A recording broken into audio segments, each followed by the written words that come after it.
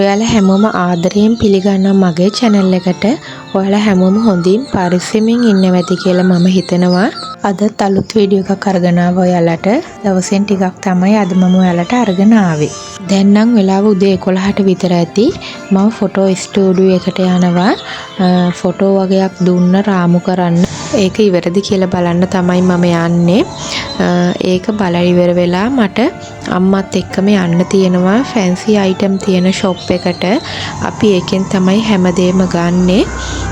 අම්මා නම් මාත් එක්ක ස්ටුඩියෝ එකට ආවේ නැහැ. අම්මා වෙන වැඩකට ගියා. එයා මට ෆැන්සි අයිටම් තියෙන ෂොප් එකට එන්නම් කියලා කිව්වා මට එතනට එන්න කියලා. ඉතින් මම ෆොටෝ ටික ඒක බලලා ඉවර වෙලා ආවා මේ ෂොප් එකට. මට නම් මේ ෂොප් එකට ආපුවම ආවේ මොනවටද කියලාත් අමතකයි. ඒ තරම්ම මේකේ ගොඩාක් ලස්සන හොඳ බඩු තියෙනවා. ක්‍රීම් වර්ගද ඔයිල් වර්ගද නැති දෙයක් නෑ. ඇත්තටම මේ ෂොප් එකේ හැමදේම තියෙනවා.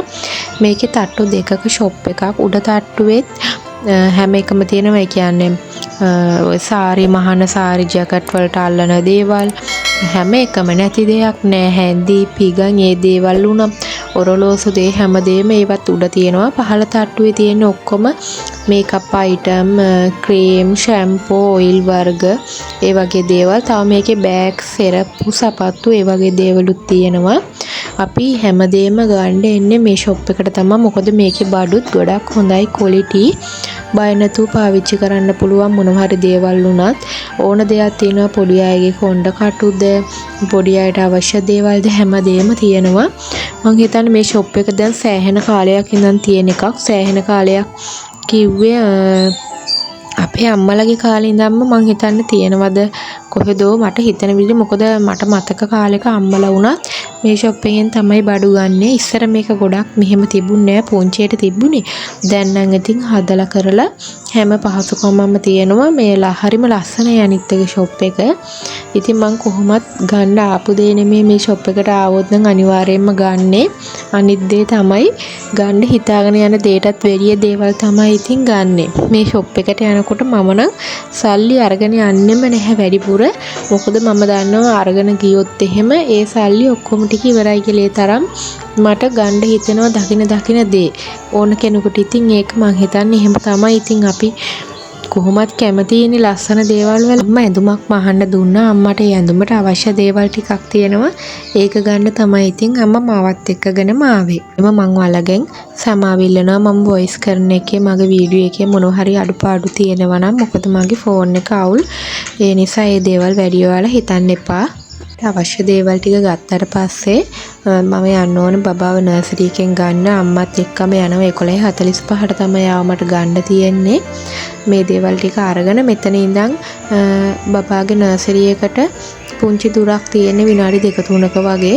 ත්‍රිවිල් එකේ තමයි අම්මයි මායි ආවේ. ඒකෙම ඉතින් යනවා පුතාවත් ගන්න. පුතාව අරගෙන ඉතින් ඊට පස්සේ නම් ගෙදර එන්න තමයි තියෙන්නේ. අම්මට අවශ්‍ය දේවල් ටික ගන්නකම් මම ඔයාලට මම ගැන කියන්නම්කෝ.